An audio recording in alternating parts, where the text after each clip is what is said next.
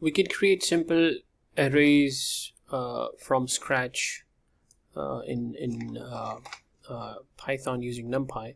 So Numpy has some basic functions that we can use. So for example, np.zeros is a function that you can use to create arrays of all zeros, and you can also give it data type. So so this creates an array of 10 zeros, and similarly np.ones is going to create an array. So here you can give the dimensions of the array that you want to create. So this is going to create an array of 3 rows. So you can see 1, 2, 3 rows, and then 1, 2, 3, 4, 5 columns. So this is going to create a 3 by 5 array. And then the data type, if you type int, it's going to be all ints, and it's going to be all integers. If you type float, it's going to be all real numbers or floats. So you can also fill up an array with a number. So you're asking Numpy to give you an array that is full of the number 3.14. A-range, we have seen A-range. You can again have a starting point, a stopping point, and you can take steps of any number you want. Okay, so yeah, I have a repetition over here, so just ignore this. So we've also looked at linspace. You can create evenly spaced numbers. So in this case, 0 and 1, you need 5 numbers. Numpy is going to calculate the spacing itself and give you 5 numbers between these 2 numbers. Another useful function is I, so that means identity. So it's going to create an identity matrix which is 3 by 3. Also, you can also use the np.empty function. This will just create an array of random numbers, or the numbers that already happen to exist at that particular memory location. So in this case, 1 exists in the memory location, so you get ones. But if you don't have anything, it's just going to be random numbers. So we're not going to use this function a lot, so don't worry too much about it.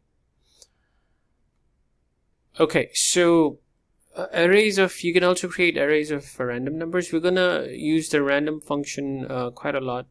So Numpy has this random function. So if you type in np.random and then random, this means that it's going to create an array of random numbers, which is going to be a 3 by. So this is again a 3 by 3 matrix.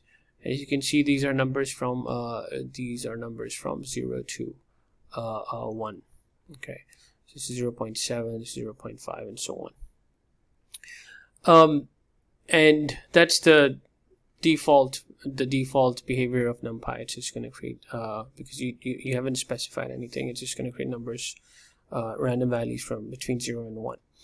So you can also use obviously random functions. Random numbers can have different distributions. You can change the distribution.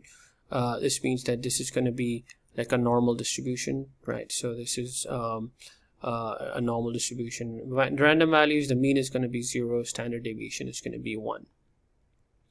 So so this is again numbers between numbers that have a mean 0. So this is the mean, and this is the standard deviation.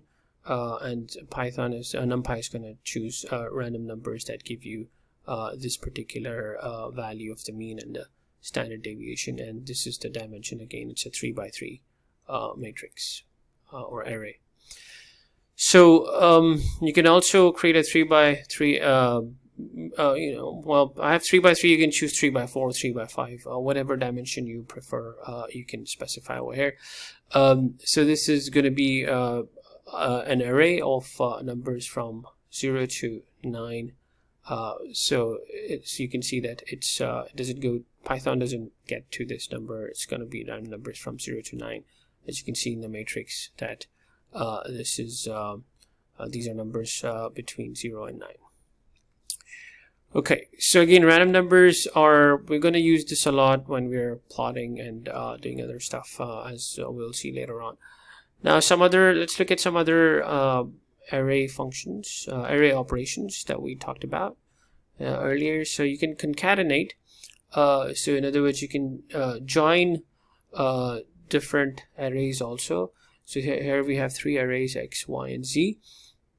If you use the concatenate function, you can we have x over here, y is here, and z, and then so Python or Numpy merges them together in a single row.